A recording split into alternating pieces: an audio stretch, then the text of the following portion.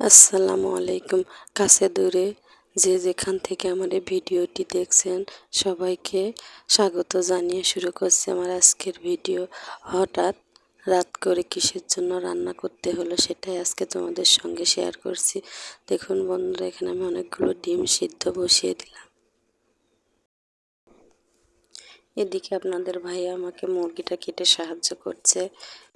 Please বন্ধুরা, ভিডিওটি continue করবেন, টেনে টেনে দেখবেন না। আমরা নতুনরা করি কি নিজেদের চ্যানেলে এভাবে ক্ষতি করি, অন্যের ভিডিওটা সম্পূর্ণ দেখি না বলে। এতে যে আমাদের নিজেদের চ্যানেলেও ক্ষতি হয় এটা আমরা বুঝি না। আমি এদিকে ডিম সিদ্ধ বসিয়ে দিয়ে পেঁয়াজ রসুনগুলো ছিলে নিচ্ছি।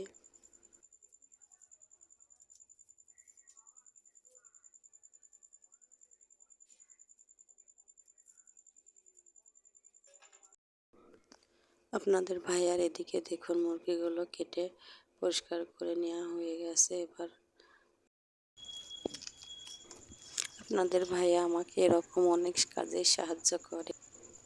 আমার ডিমগুলো সিদ্ধ করে নেওয়া হয়ে গেছে। এবার আমি মাংসটা বসিয়ে দিচ্ছি। প্রথমে কড়াইতে তেল দিয়ে দিলাম। এবার দুটো তেজপাতা, গরম মশলার ফল আর ডাল দিয়ে দিচ্ছি। এবার আমি কিছুটা পেঁয়াজ কুচি দিয়ে দিচ্ছি। বন্ধুরা, ভিডিও দেখার শুরুতে একটা লাইক দিয়ে দিবেন।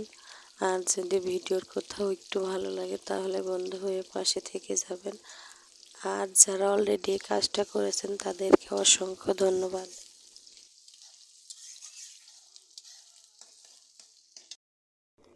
দেখুন বন্ধুরা, আমি আরও একটি চুলা ধরে সেখানে ভাত বসিয়ে দিয়েছি। রান্না করতে অনেকটা রাত হয়ে যাবে তাই।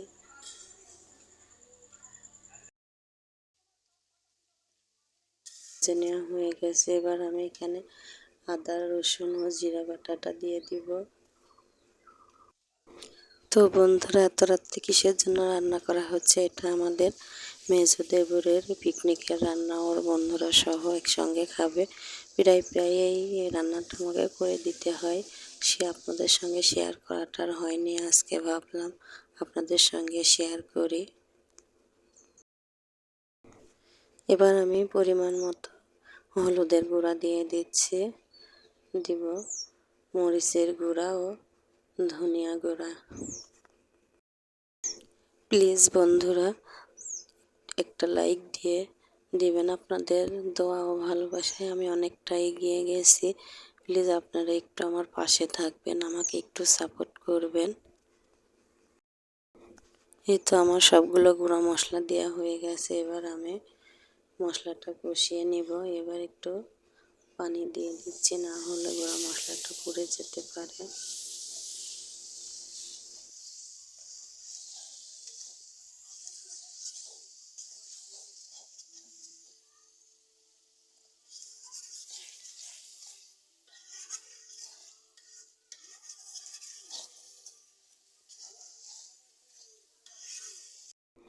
আমার মশলাটা কষিয়ে নেওয়া হয়ে গেছে। এবার আমি মাংসগুলো দিয়ে দিব। এই তো বন্ধুরা, আমার মাংসটা দেওয়া হয়ে গেছে। এবার আমি ভালোভাবে কষিয়ে নেব। এবার লবণ দিয়ে দিচ্ছি। দেখুন বন্ধুরা, লবণটা ঢালতে যে অনেকটা পড়ে গেছে, আমি কিছুটা রেখে দিলাম।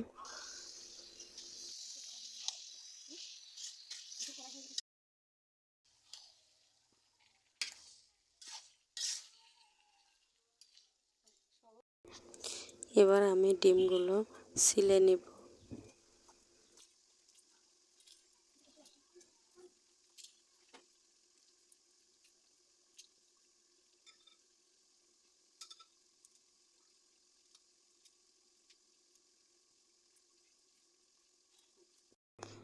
আমার মাংসটা কষিয়ে নেওয়া হয়ে গেছে। এবার আমি পানি দিয়ে দিয়েছি। বন্ধুরা, একটু আমার স্কিপ হয়ে গেছে। এবার মাংসটা আমি পাশের চুলায় রেখে এই চুলাতে ডিমটা ভুনা করে নিব।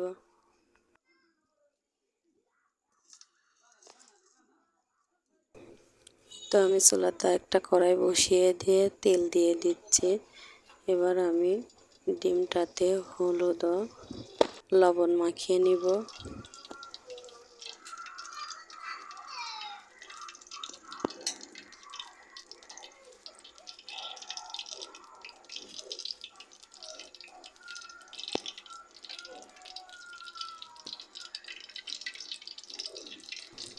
আমি কড়াইয়ের উপর কিছুটা লবণ দিয়ে দিলাম যাতে ডিমটা লেগে না যায়। এই তো আমি এবার একে একে সবগুলো ডিম ভেজে নিব।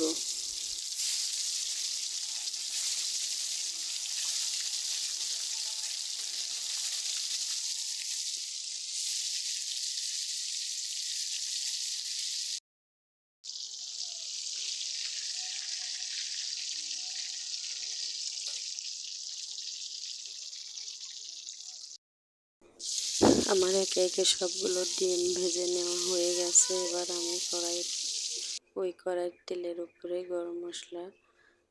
গোটা গরম মশলা দিয়ে দিচ্ছি আর দিয়ে দিচ্ছি পেঁয়াজ কুচি।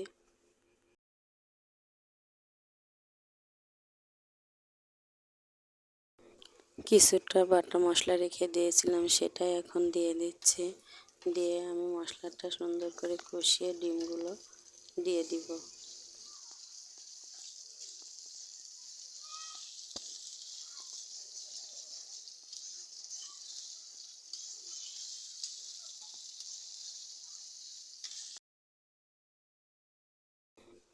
এবার আমি গুঁড়া মশলাগুলো একে একে সব দিয়ে দিচ্ছি পরিমাণ মতো।